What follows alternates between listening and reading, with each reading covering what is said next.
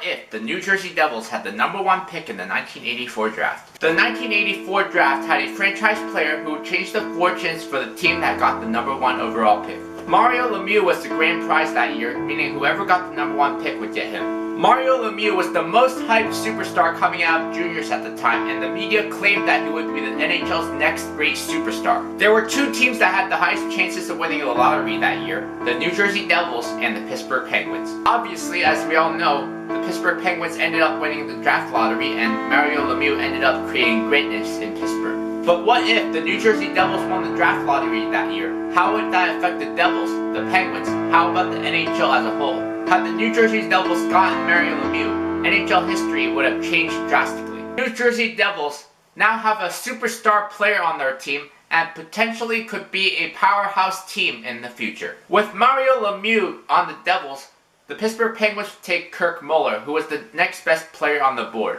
who was a great player but not Mario Lemieux. In the 1984-85 season, the Pittsburgh Penguins are by far the worst team and end up getting the #1 pick in the draft. Pittsburgh Penguins end up drafting Joe Nieuwendyk with the #1 overall pick in 1985 because they need a #1 center without Mario Lemieux there. There were no changes in selection for the Devils in the 1985 draft. Igor Larionov was selected by the Calgary Flames in the second round since Joe Nieuwendyk is already gone. In the 1985-86 season, we see our first change in standings.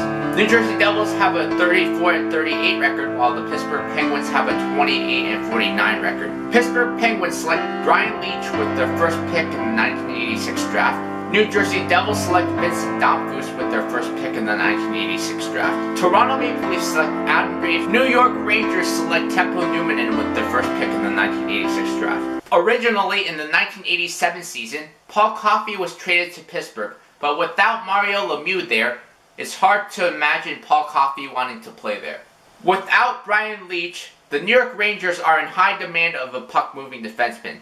So the New York Rangers acquire Paul Coffey. The standings from the 1986-87 season stay the same, but the picks do not. The New Jersey Devils still select Brendan Shanahan, but the Pittsburgh Penguins select John LeClair. Theo Fleury was selected in the second round by the Flyers since they don't have John LeClair to select. The 1987-88 season is where we see major changes occur. The New Jersey Devils make the playoffs for the first time in their franchise history. Pittsburgh Penguins bump the Washington Capitals out of the playoffs.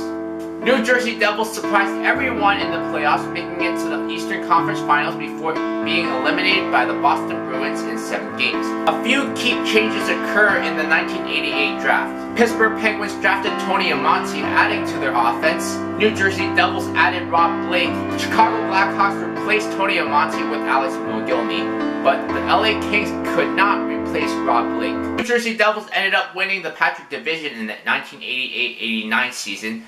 The Pittsburgh Penguins ended up being in second in the division.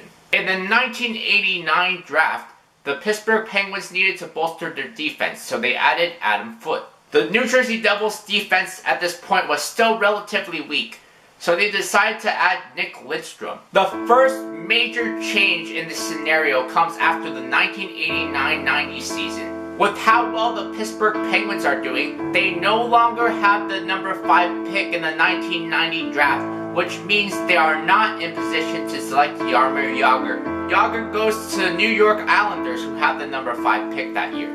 The Islanders just lost the core of their dynasty team, but are rewarded with a future legend. The Pittsburgh Penguins are still not satisfied with their defense, so they select Sergei Zubov. The only thing that New Jersey Devils needed was a goalie, so they still draft Martin Brodeur. Originally, at the beginning of the 1991 season, the Pittsburgh Penguins had a dynamic duo on their hands with Lemieux and Jagr. They were so dominant and brought them back-to-back Stanley Cups. They still have a good team now in this scenario, but they are nowhere near the team they were when they won back-to-back Stanley Cups. New Jersey Devils are the talk of the league right now. They have a future Hall of Fame goalie, they have a loaded defense, and they have Mario Lemieux at the center of the attack. New Jersey Devils win the Stanley Cup in 1991, rewriting the history books, as their core is just way too overpowering at this point. Originally, in the 1991 season, the New Jersey Devils franchise was saved by the signing of Brendan Shanahan to the St. Louis Blues, and as compensation, they were awarded Scott Stevens. This never happens in this scenario, as Brendan Shanahan has emerged as a deadly combo alongside Mario Lemieux. Scott Stevens will remain a St. Louis Blue. Amazingly, the New Jersey Devils still had the number 3 overall pick from the Leafs that they got earlier in the trade. So they draft Scott Niedermayer, adding to their already great defensive core. Edmonton Oilers add Brian Ralston.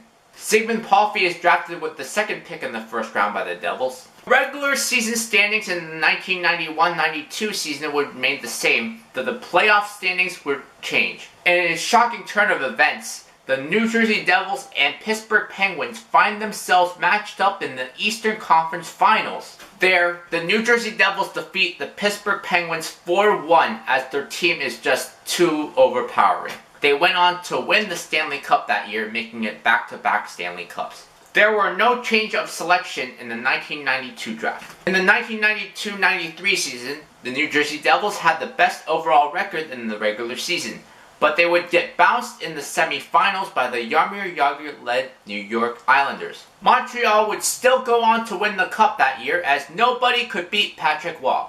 When Mario Lemieux was taken 1st overall by the New Jersey Devils in 1984, you knew that history would change, and it did.